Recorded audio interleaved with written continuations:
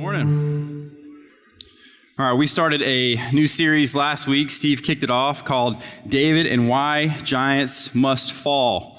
And so we're going to look at the life of David, the story of David, and look at some of the things that he did, some of the giants that he engaged with, both literal ones, which we'll talk about next week, and more figurative ones as well. Because you and I run into those. You and I run into these figurative things that pop up into our lives that seem like this thing is something that I cannot overcome. That this thing seems too big for me to actively engage with. It seems like it's more overpowering to me, that I don't have what it takes, that I cannot do this on my own. We all have those kind of struggles. We all have those kind of giants in our lives. They're different from person to person, obviously, but we all have them. And some of them kind of pop up seasonally in our lives, right? They come out in times and seasons. And then there are other giants that we experience, that we face, that it seems like we've been walking with our entire lives, that they've been with us since we can remember. For me personally, so I know that when I got married, I felt like there were some things, some giants that began to stir and pop up in my life. When I had children, at those moments, it felt like some giants began to sort of rear their heads and pop up into my life. I have 4 girls. I think that's like a thing of its own. It's a giant of its own, right? And I will experience more giants as those come, as boyfriends show up, right? And I will put those suckers down as fast as I can. The figurative giants, not the actual people, right? I don't want that to put me in prison later. But we all experience things, right? And those times, being a father and being a husband, obviously, those things require a certain amount of sacrifice. They require a certain amount of selflessness, right? You have to sort of give a little bit of yourself away in those moments. And so giants can also just be stirred in us, that we literally produce them, that they're not always some external thing that's in our way, or that something else is sort of the source of our problem. Sometimes our giants, in fact, the most dangerous ones and the most powerful ones, are the ones that are generated inside of us, that they naturally come from ourselves, right? And so I experienced those as a father and as a husband. But also, I also have giants in my life that I feel like I've always had, and things that I've always struggled with. And so many of us have those. We have giants that we feel like, man, I've been walking with this since I can remember. And so this series is really looking at the life of David and look at some of the giants that he faced and some of the things that he encountered, and then sort of pose the statement that these things must fall. We want to leave that kind of open-ended. But I want to start with a quote, and that quote's in your outline, and it's from a guy named Robert Alter, and this quote is about the life of David. And he says this about the life of David. He says, probably the single greatest narrative representation in antiquity of a human life evolving by slow stages through time, shaped and altered by pressures of political life, public institutions, family, the impulses of body and spirit, and the eventual sad decay of the flesh. So Robert Alter is a professor of Hebrew, specifically Hebrew narratives. But this is an interesting quote because I think it speaks to some of the things that as we experience life, as we look at this quote, we can look at it and say, yeah, I can relate to that. That some of the things that I deal with and some of the things that I've struggled with my entire life are found in this quote. And I think that the life of David, as we read through it, as we look at some of the stories, what we're going to find is that David is one of the most, in fact, maybe the most relatable character in the entirety of Scripture. That he is the most relatable, that he deals with things that we all seem to deal with, that he struggles with things that we all seem to struggle with. And look at this list. He says the idea of that shaped and struggles with family. And I love the way that he words that, the impulses of body and spirit. Man, if I was to describe for you what a giant for me is, it's this idea of the impulses of body and spirit. What my body and spirit kind of naturally produces is typically the things that I struggle with the most. And so as we look at the story of David, one thing that we will find, no matter who you are or what you're dealing with or what you're walking through, when you read through some of these stories that we're going to get into, you will relate. But before we look at the story of David, before we jump into that, I want to circle back and revisit the story and finish the story that Steve began last week. And in the process of doing that, we get introduced to this guy named David. And so if you have a Bible, or if you have a phone, if you have whatever you have, we are in 1 Samuel chapter 16.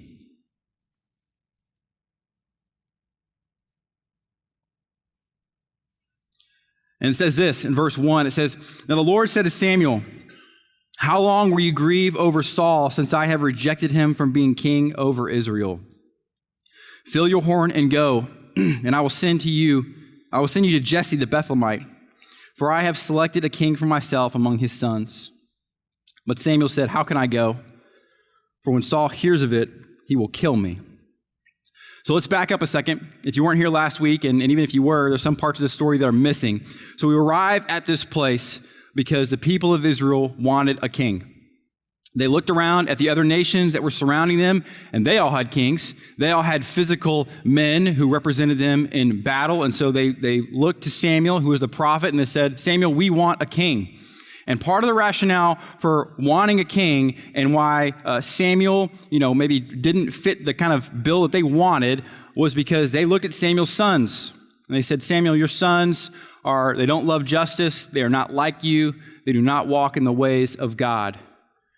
And God actually has to point out to Samuel, he says, "Samuel, don't worry. They are not rejecting you. They are actually rejecting me." But we got to get the inference that Samuel would have felt a little bit rejected. Like, why do you need a king? You have God and you have me. Why do you need a king, right?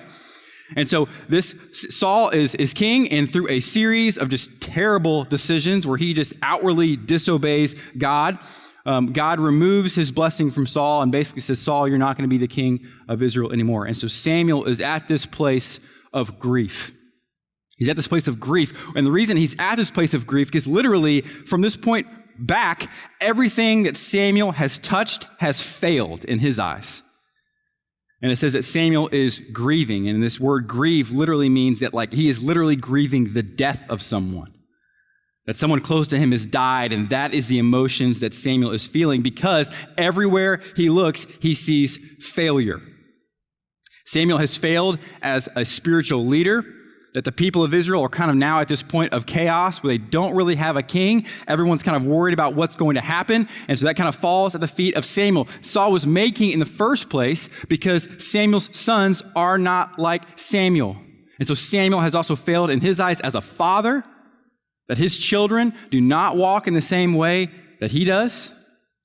And Samuel has also failed as a spiritual mentor to Saul, that it was his job to kind of keep Saul in check, to kind of communicate for him what God wanted. And so in Samuel's eyes, Saul has failed, and therefore Samuel has failed. He has failed as a spiritual mentor. And so in Samuel's eyes, literally everywhere he looks, there is failure. And I can also imagine at this point in time, he must also be thinking back to how he became a prophet in the first place. Samuel becomes a prophet in the first place because Eli, the prophet before him, his sons did not walk in the way of Eli. It says they perverted justice. They did not do what was right in the eyes of God. And so God then moves on to Samuel. And I can imagine that Samuel's thinking, okay, when is my time coming? When is this going to be up for me? And so Samuel is at this place of just complete failure, right? And so you and I, we experience failures, and failures can be these things that literally it seems like we cannot overcome, that when we lay our head in beds at night, we think of the things that we have failed at. Even small failures can loom large in our minds. I was by no means a good high school football player, but if you were to ask me, what's a crystal moment that I remember in high school? And it would be this. I was a sophomore. I played on the JV team, and we were playing in a game, and the game was a really, really important game. It was a team that we really, really wanted to beat. And I had started every game up until that point. Really huge stuff right there, right? Sophomore JV team, it's awesome. And so I'd started every game. And so my family wanted to invite kind of all friends and family to come watch this game because it was a game against a school that was really close and a lot of interconnections there. And so lots of family came, lots of family friends came. and our coaches also really, really wanted to win this game. And so at the time, if you were a football player, you could play 6 quarters or something like that. And so what they did was they brought down some of the juniors who were on the varsity team who would play to come and play in this game, just this game. And of course, one of the guys that was brought down was someone who took my place. And so I literally did not play a single play. And so I can remember just sitting on the sideline and kind of looking up behind me and like seeing all my family and friends just kind of watching me. And I remember just feeling just embarrassment. Like I was embarrassed, right? Because I was just literally sitting on the sidelines doing nothing, right? And that wasn't my experience thus far, right? And then you had the awkward moments where, like, you know, as the game's over, I can't even remember who lost or won. I don't even remember that. But I can remember walking out and like all the family and friends are there to meet you and they all want to take pictures with me. And of course, like I'm pristine, like super clean, like not sweaty, like not dirty at all. Like it looks like I literally just walked out of the locker room, right? And I remember just feeling this significant disappointment, you know? And the funny thing is, like, I played football for a long time, right? And I had a lot of good moments. But if you were to ask me, like, what's the moment that I remember the most? It's that one. Like, that is the moment that I can envision and say, like, and I could repeat back to you very, very clearly, the one that I remember the most. It's that. It's a failure of me, right? And so I know what you're thinking. You're like, okay, so your biggest failure was you not playing in a JV game. Like, whoop-de-doo, right? Like that's kind of that's okay to say. But the point here's the point of that story. The point of that story is that even sometimes our really, really small failures can loom incredibly large in our minds, which means that our significant failures are ones that can literally prevent us from doing anything else. Our significant failures can be these things that literally cause us to not be able to move forward with our lives. That when we put our heads on the pillow, it's like that is what we dream about. That is what we think about. It consumes our thoughts. Maybe for you, when you think about your failures, it's not something small or insignificant or inconsequential, that it's real and it's raw and it feels devastating. Maybe it's a failed business. Maybe you've put everything into something. You poured your life into something. You poured your resources into something, your time and energy and effort. You poured yourself into it only to watch it die. Maybe yours is a failed marriage. Maybe you're having to watch your life just be slowly ripped apart, from your kids to your assets to the things that you own to your time to your life, and maybe it's not even your fault. Maybe it's failed pregnancies. Maybe as you assess your children now, you've come to realize that, okay, maybe you have not been doing some things that you should have been doing. Maybe you have not approached things in the way you should have approached things. Maybe you've been emphasizing things that you should not be emphasizing, and the product that you're getting is something that you realize, okay, this is not going well, and it feels like it's my fault. And you see, and even if you've never experienced failure in that way, failure and the fear of failure can still dictate how we live. Because if you've actually failed, if you've experienced something that's a significant failure, it can produce and stir up these things inside of you that you know aren't good. These ideas of insecurity, low self-worth. Maybe you just feel inferior to everyone else. Maybe when you look in the mirror, you literally do not like what you see because of your failures. But maybe if you actually have not experienced a failure, that doesn't mean that it's still not dictating your life. If you live out of fear of failure, like if you live this life that's perfection, that you strive for perfection, that you want your family to look like this family of perfection, that everything you do or everything that you're involved in succeeds and does well, if that is your persona, that you want to succeed at all costs, then failure is still dictating your life and how you live. And look, we can look at those things and say, well, these things are positive. But both of these ideas, both what failure produces in us and what the fear of failure produces in us, are still dangerously laced with wrong ideas about what God sees in us and what he values from us. And here's your first point. Failure can be the giant that literally pins us down and tells us over and over and over again that we are not worthy to move forward. And what I love about this story is that God comes to Samuel and says, Samuel, how long? How long will you lie here? How long will you stay at this place? And again, he's not saying that Samuel's grief is wrong. He's not saying that his grief over what he feels as his failures are bad, but he's simply saying, Samuel, we've got more things to do. And that should be encouraging for you and I to hear, because if we are walking with God as we live life, we're going to experience failures. And there will be times where our failures should produce in us some grief, that it should produce negative feelings for us. But if we just literally stay at that place, that's not where God wants us to be. And God's calling out to us, and he's saying, hello, how long? How long will you lay here? Get up. We have more things to do. And this is his message to Samuel. He continues on. He says, and the Lord said, take a heifer with you and say, I have come to sacrifice to the Lord.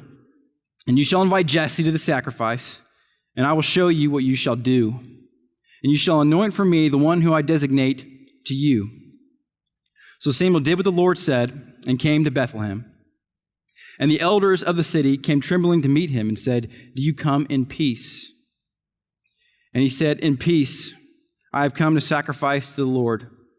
Consecrate yourselves and come with me to the sacrifice. And he also consecrated Jesse and the sons and invited them to the sacrifice. And so God says, hey, take this cow with you. And so as a prophet, making sacrifices was something that prophets did. They did it on a number of different occasions for a number of different reasons. And so one of Samuel's biggest concerns was that Saul would be spying on him and would be watching for where he was going and when he might betray him. And so Samuel knew that Saul was doing this, and so he was concerned. And so God says, hey, take this cow with you.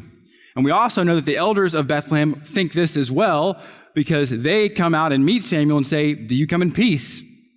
And essentially are saying, do you come in peace, or are you here to raise a resistance against Saul? And then when Saul hears about it, he's going to bring his armies here and kill everybody. Do you come in peace? And Samuel says, yes, bring me the family of Jesse. And as we look at what's happening here, God behind the scenes is paving the way for Samuel. And that in this, he is going to correct the mistakes of Samuel. He's going to correct the mistakes of the people. You see, most of our failures that we experience, they have to do with us kind of paving our own way, right? And again, most of that comes from stuff inside of us, that the most dangerous giants that we face are the ones that we create in ourselves, that we feed, that we give life to. Those are the giants that are most dangerous. And so some of our failures come when we decide, okay, I'm going to go this way, and I'm going to begin to pave this path in this direction. And then once I get to a place where I'm sort of stuck or I need help, I'm going to come back and I'm going to ask God to help me. Or I'm going to have my waves kind of paved already. I'm going to have my path kind of made already. And I'm going to kind of hope that God kind of in the background is sort of dialing in these kind of providential things for me that help me accomplish what I want to accomplish. It's kind of like when your kids, if you have kids, when they come up to you, and they kind of kick a hypothetical situation, right? And while they're kicking that hypothetical situation, you know this hypothetical situation has already taken place, right? And you know that you're just kind of here making sure that this is okay, right? So I had one of my kids come and they said, hey, we took all the water out of the toilet and put it in the bathtub. Is that okay? It's like, no, that's not okay. That is terribly gross, right? My wife is a germaphobe, right? So that I didn't tell her that. She probably knows that now because she's watching this. But our kids do that sometimes. That they go ahead of us and they do things without our consent. And they kind of know once they get to these places where they're like, oh, wait, I'm now realizing this is a terrible idea. Let me go back and sort of frame this in a way that says, I haven't actually done this yet, but if I had done this, is that okay, right? We experienced that. Maybe you did that as a kid. And see, a lot of times we operate the same way with God. Like we have in our minds what we want to accomplish. We have in our minds what we want to do. And it's like we just want God to come back and just sort of say, yeah, that sounds great. You go do that. You have my blessing, right?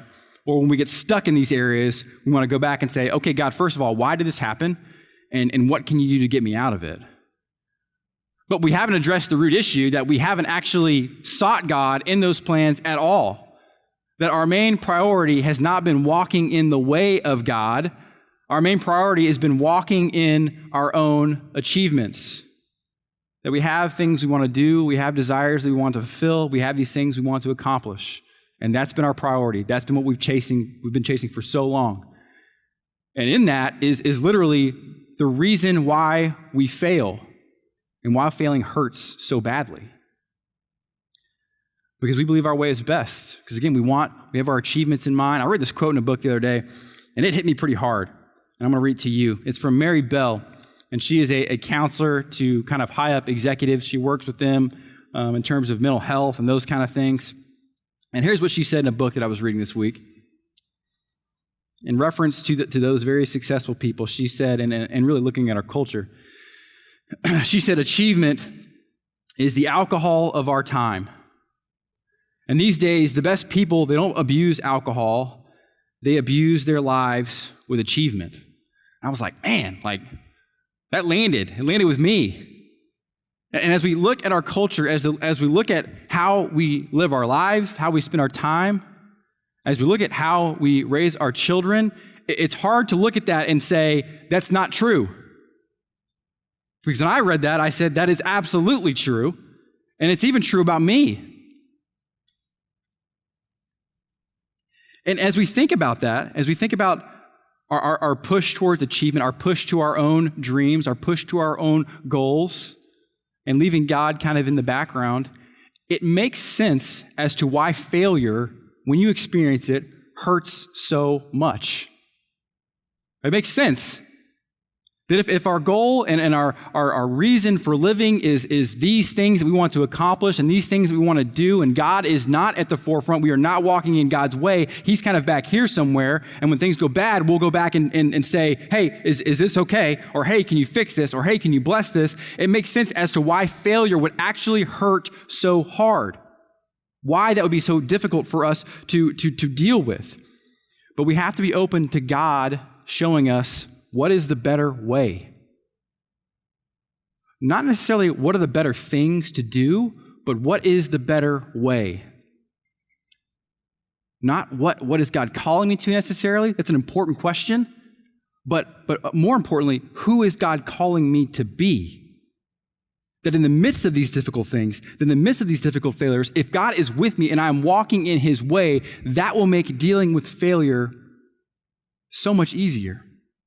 Not just gone, not poof, no more failure, but we will recognize our place, and we recognize God's place. And for many of us, we're running against these walls, right? That we're wondering, why can't we move past this? Why can't we move beyond this? And God might be over here saying, that's not the wall I want you running into.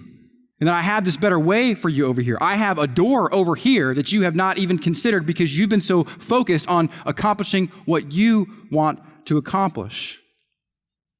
And so God here in this story is behind the scenes, paving a way at multiple levels, providing a better way. He provides safety for Samuel, and He's about to pave a way, a better way for the people of Israel, for their choice, to rectify their decisions to choose this guy named Saul. And so here's the point. Failures are actually overcome when God shows us the better way. If you studied addiction, I have a psychology undergrad. If you studied addiction, what you'll find about people who deal with those kind of things and deal with addictions, the secret, not the secret, but the way they go about helping people overcome addictions is not, okay, I just need to get over this. I just need to move beyond this. I need to try a little bit harder to get this out of my life. Even secular people who deal with addictions will say that's a terrible idea. In fact, they will communicate something that you and I Christians can resonate with. They will communicate that to overcome addiction, something just as compelling and just as powerful and just as captivating needs to be present in order to drive this thing that's been so captivating and compelling to us, to drive that out. In other words, the natural way that we want to get rid of things that we don't want in our lives is not to simply try harder. That's the natural way we approach things, but even secular people would say that's not the best way. And so that's an easy segue for us who are Christ followers, because we know that, okay, that Jesus is the most compelling thing in the universe. And so if we want to move past anything like addiction, which maybe we'll get into the next few weeks, but if we want to move past anything like that, then it's easy for us to see, okay, the source of this is Jesus. And then it comes to us, all our role is to say, okay, God, show me what is the better way. Show me who you want me to be. This is what he's doing with Samuel. He's behind the scenes making a better way. The story continues. It says, when they entered, the sons entered, he looked at Eliab and thought, surely the Lord's anointed is before him. But the Lord said to Samuel, do not look at his appearance or at the height of his stature, because I have rejected him. For God sees not what man sees, for man looks at the outward appearance, but the Lord looks at the heart. Then Jesse called Abinadab and made him pass before Samuel, and he said, no, the Lord has not chosen this one either. And next, Jesse made Shammah pass by, and he said, the Lord has not chosen this one either. And thus, Jesse made 7 of his sons pass before Samuel. But Samuel said to Jesse, the Lord has not chosen these. And Samuel said to Jesse, are these all the children? And he said, there remains the youngest. And behold, he is tending the sheep. And then Samuel said to Jesse, send and bring him, for we will not sit down until he comes here. And so this verse starts, and it's literally, we see the same mistakes played out over and over again. The people of Israel chose Saul, or were happy with Saul, because of what Saul looked like. That Saul was tall, and he looked strong, and he looked like a king, right? He looked like the kind of guy who would be a king. And God stops Samuel, and he says, because that's Samuel's first natural inclination, is the first son that walks in, he's like, man, this guy looks good. He's big, he's strong, he's tall. This has got to be the king. And God stops him and says, no, this didn't work before. Stop reverting back to the same thing. This did not work before. I am not interested in what the outward appearance looks like. I am interested in the heart. And so every son passes before Samuel, and God's like, nope, nope, nope, to where there's literally no one else there. And Samuel has to say, do you have any other sons? Have I gotten this wrong? Am I at the wrong house? And Samuel says, yeah, I've got one more. His name's David. And he was the youngest. And this is how unimportant David was. Like, David's not even here. Right? Can you imagine like your family having family dinner somewhere, like somewhere important, and like they just like didn't invite you? Right? Like you're so insignificant in their minds. It's like, oh, we don't need David. Let's just leave him there, right? It's like Home Alone. That's literally the story of Home Alone, right? And he's the youngest. And if you know Hebrew heritage, I mean, he literally would have David would get the least amount of inheritance. He would get the smallest amount of inheritance. He would get literally basically the leftover stuff, right? Grandma's collection of porcelain cats. Like that's what David gets, right? If they're dividing up Texas, they would divide land that way. If all of Jesse's sons are dividing up Texas, David's like the Lord of Lubbock, right? He gets Lubbock. If you're from Lubbock, sorry. They have dust storms there, right? It's like, who'd want to live there? Why? Like dust storms? That's crazy. But God doesn't care about that. He says very intently that what's on the outside does not matter as much to me. It doesn't matter at all. That God sees the heart. That these big men, these strong men, these guys who look like kings, God could see right through them and see their hearts and see their strengths and see their weaknesses and see their motivations and see what they really, really loved and see how when things got hard, what they would lean on. God sees those things and he knows those things. And you and I, we tend to struggle with that. That's very unnatural for us to think about. When we think about God and our relationship to him, we don't think about that. We tend to think about, okay, what am I bringing to this table? Right? And so we do this with dating. Like dating's a perfect example of this, like where we on the outside, we want to look really, really good for as long as we possibly can, right? Until we can trick our wives into marrying us, right? That's what we do.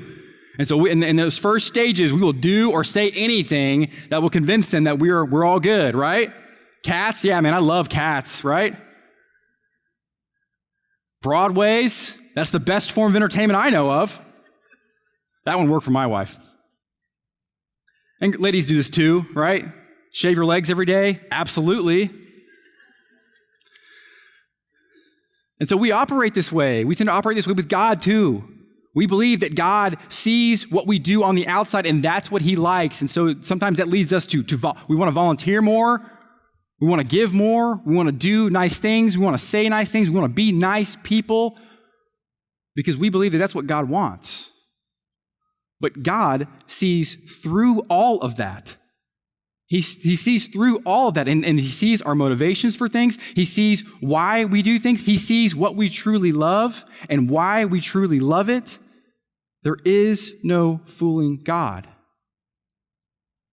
He sees through our failures. Like when we fail, God actually sees through all of that. He actually sees the root of it. He sees why we fail. And honestly, and here's the point for you. God sees the truest picture of people. Everyone. God sees the truest picture of you. And when we embrace that, when we realize that, okay, by uniting myself to Jesus through his sacrifice and walking in the way of God, when we see our relationship with God that way, then we are able to almost just say, okay, this is my failure, but it's already been overcome. It's already done. It's finished. And we can stop pretending that we don't fail. That we can stop pretending that our failures don't matter. And we can be picked up off the ground when God says, okay, I've got more things for us to do. We can actually live freely because that's how God desires us to live. So God sees us. And so we wrap up here and we're introduced to this guy named David.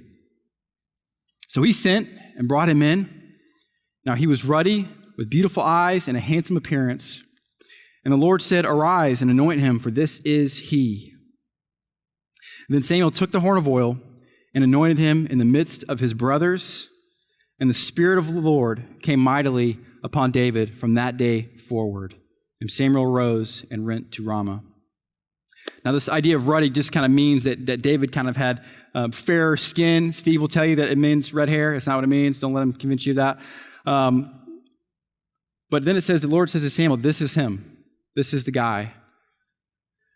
This small, seemingly insignificant individual is the person that I pick because of what I have found inside of him, because of what I see in his heart.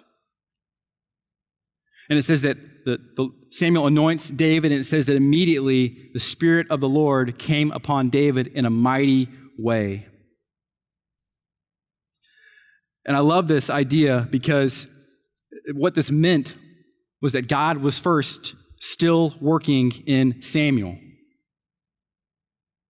That Samuel, despite all of these failures, all these things that he experienced, all these terrible things that he touched and seemed like just exploded everywhere, by the Spirit of the Lord coming on to David It meant that God was still using Samuel. And here's the point for us. God had already overcome Samuel's failure, and Jesus has already overcome your failure.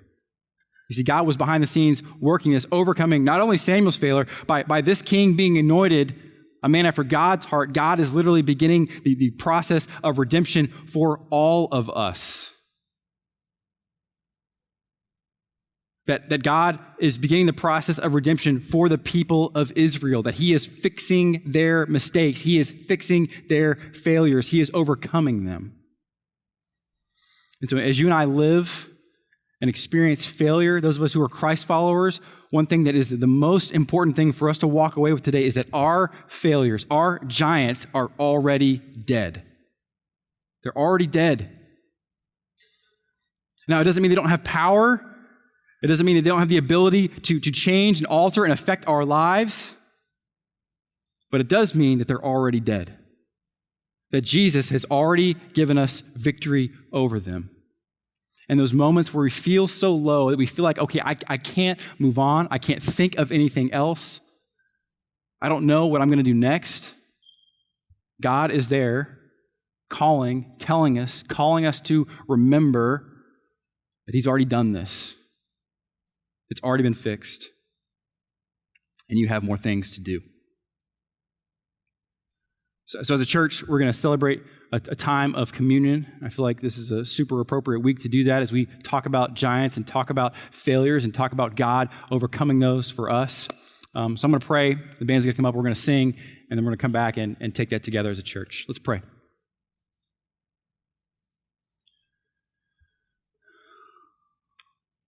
Lord, I'm thankful for your sacrifice and how, as a man of many failures, both large and small, God, that you've already won those battles for me, and that your mandate for me and your call to me is to not try harder or is to not do better, but your call to me is to simply continue walking your way. Walk in your way, know and trust that you have me, that you hold me, that you've conquered those fears and failures of my life. And God, I am not meant, because of those failures, to simply just lie on the ground and do nothing. But you call me to something bigger. You call me to something that I cannot even do on my own. You called us all, Father, to get up, because if we're a Christ follower in here, we have work to do. We have things to accomplish. We have things to be a part of that you've called us to, that you've paved the way for us to be in and do. And so, Lord, I pray that you would just give us the courage right now to let those failures go and to come to the realization, Father, that you've already killed this giant. Whatever it is, when we know you and trust you, it's already dead. Father, to help us to remember that.